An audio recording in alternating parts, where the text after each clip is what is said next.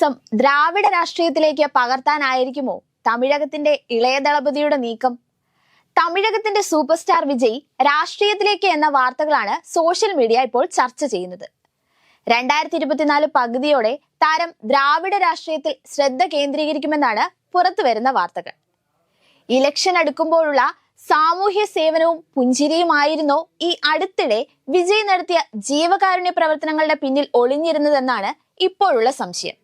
ആയിരിക്കാം, അല്ലായിരിക്കാം എന്ന് ചിന്തിക്കാമെങ്കിലും വിജയ് രാഷ്ട്രീയത്തിൽ ചുവടുവെച്ചാൽ അത് പെട്ടെന്നുള്ളൊരു തീരുമാനമായിരിക്കില്ലെന്നും അതിന്റെ മുന്നോടിയായി പല പ്രവർത്തനങ്ങളും നടന്നിട്ടുണ്ടാകുമെന്നുള്ളതും ഉറപ്പാണ്. ദ്രാവിഡ രാഷ്ട്രീയത്തിൽ ഏറെക്കാലമായി നടമാടിയിരുന്നത് സിനിമാ സൂപ്പർ താരങ്ങളുടെ രാഷ്ട്രീയ പ്രവർത്തനമായിരുന്നു.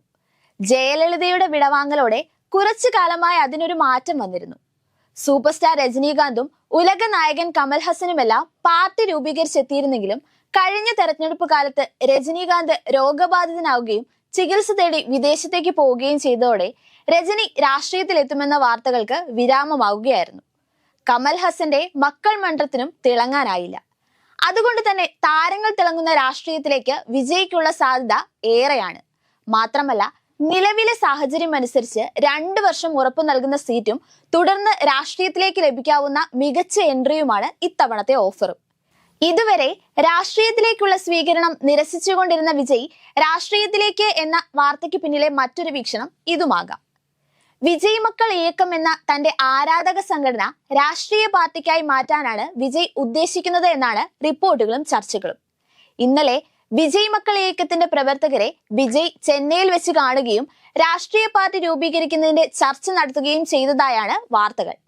പിന്നീടാണ് രാഷ്ട്രീയ പാർട്ടി പ്രവേശനത്തെക്കുറിച്ച് ചർച്ചകൾ സജീവമാകുന്നത്. എന്തായാലും പാർട്ടി രൂപീകരിക്കുന്നതിന്റെ നടപടികൾ ഇതിനകം തുടങ്ങിയിരിക്കുന്നതായാണ് റിപ്പോർട്ടുകൾ സൂചിപ്പിക്കുന്നത്.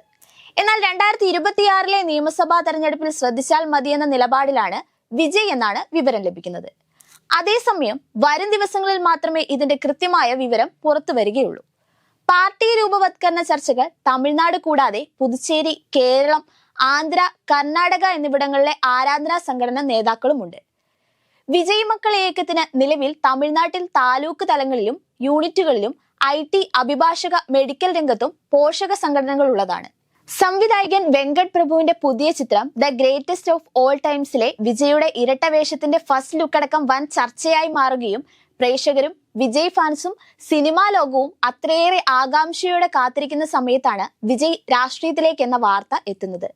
ദ ഗോട്ടിന്റെ ചിത്രീകരണം പൂർത്തിയായതിനു ശേഷം വിജയ് രാഷ്ട്രീയ പ്രവേശനം പ്രഖ്യാപിച്ചേക്കുമെന്നാണ് ചില മാധ്യമങ്ങളുടെ റിപ്പോർട്ടുകൾ സൂചിപ്പിക്കുന്നത്.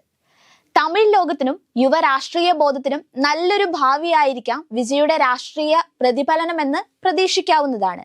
എന്തായാലും ഉദ്ദേശവും ഉദ്ദേശ ലക്ഷ്യങ്ങളും രാഷ്ട്രീയത്തിന് പുതിയൊരു ഘട്ടാഗുസ്തിയാകുമോ, പുതിയൊരു ചിന്തയാകുമോ എന്ന് കണ്ടറിയാം.